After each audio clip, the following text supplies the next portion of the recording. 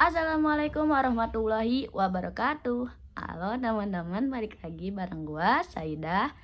Nah, jadi di pertemuan yang ke-10 ini MK penulisan berita dan artikel kita mau mengulas tentang teknik penulisan jurnal ilmiah. Apa sih teknik penulisan jurnal ilmiah ini? Jadi, teknik penulisan jurnal ilmiah ini adalah proses penulisan artikel ilmiah dengan mengikuti kaidah ilmiah dan bahasa tulisan yang baku. Nah, ini meliputi pemilihan topik, pengumpulan data, penyusunan kerangka, penulisan, revisi, dan penyuntingan serta memperhatikan gaya penulisan jurnal dan penggunaan referensi yang tepat. Nah, teman-teman tahu nggak sih, memulai penulisan artikel dan jurnal itu tidak terlalu mudah dan tidak terlalu gampang ya. Nah, tujuannya untuk apa sih? Tujuannya itu untuk menyampaikan sesuatu. Nah, media jurnal ini dan artikel ini sebagian bagian dari media komunikasi ilmiah. Nah, fungsinya itu ada tiga. Yang pertama, fungsi ilmiah, fungsi sosial, fungsi ekspresi. Nah, aspek penulisannya seperti apa sih? Jadi aspek penulisannya itu ada isi atau kajian bidang keilmuannya. Kayak contohnya itu aku nih jurusan komunikasi dan penyiaran Islam. Nah, kita mau ambil yang mana nih? Contohnya komunikasinya aja atau penyiarannya gitu. Terus nah, kita kaji tuh tentang komunikasi nih apa gitu. Nah, terus ada aspek pembahasan atau aspek tulisan ilmiah. Terus ada aspek sajian atau aturan dan gaya selingkung. Nah, contohnya itu kayak gaya penulisannya, terus tata letaknya dan pemilihan kata-kata.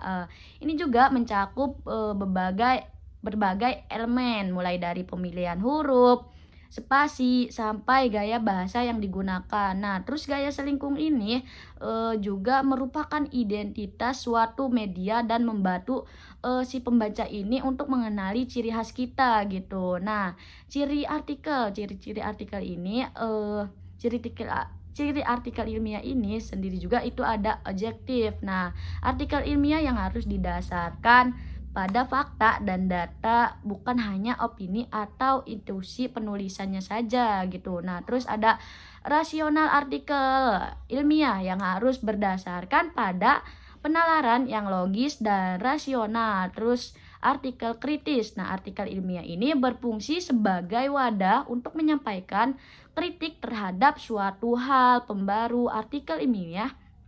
Nah, yang terakhir yaitu ada suatu hal gitu. Yang terakhir itu ada pembaharu. Nah, ciri artikel pembaharu ini artikel ilmiah yang menghadirkan temuan atau gagasan baru, solusi yang belum ada atau perspektif terhadap masalah yang sudah ada. Nah, terus kita juga membahas tentang proses penulisannya, yaitu ada prapenulisan.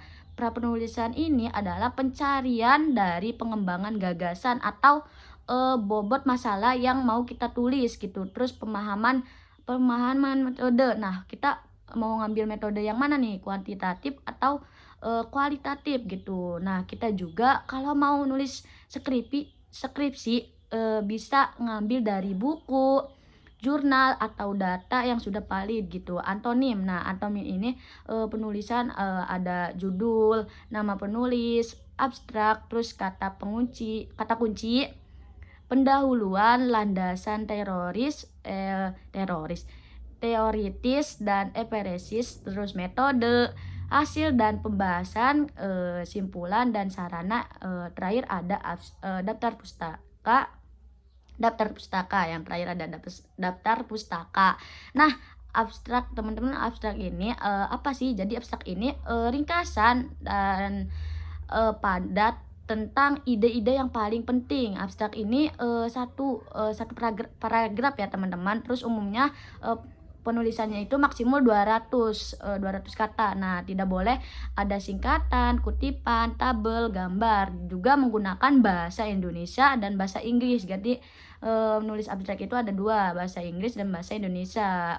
Nah, terus kita juga membahas contoh artikel komunikasi. Nah, terus kata kata kunci nih. Kata kunci itu berupa kayak kita menulis komunikasi, terus ada pendahuluan. Nah, pendahuluan ini terdiri dari latar belakang, uraian, permasalahan yang akan diteliti, status ilmiah disertai sumber acuan. Nah, pernyataan umum tidak perlu sumber acuan, wawancara, rumusan tujuan penelitian berisi, terus apa sih, sampaian ada 4 paragraf gitu contohnya.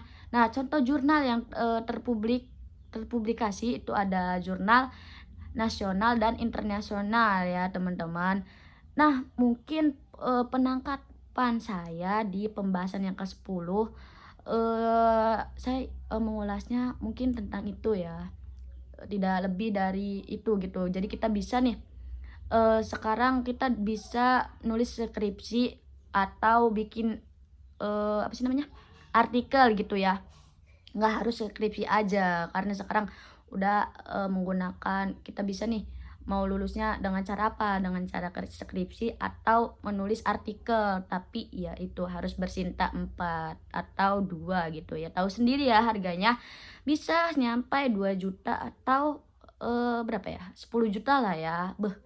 Kayaknya kita perlu banyak-banyak belajar nih, biar kalau kita udah ke semester akhir gitu bisa nih menulis skripsinya gitu. Nah, buat kalian mau pilih mana nih, skripsi apa artikel? Yang pembayar Sinta gitu ya. Sinta, menggunakan Sinta ya teman-teman. Nah, mungkin pembahasan di pertemuan yang ke-10 pengulasan dari saya cukup ya teman-teman. Kurang lebihnya saya mohon maaf. Wassalamualaikum warahmatullahi wabarakatuh.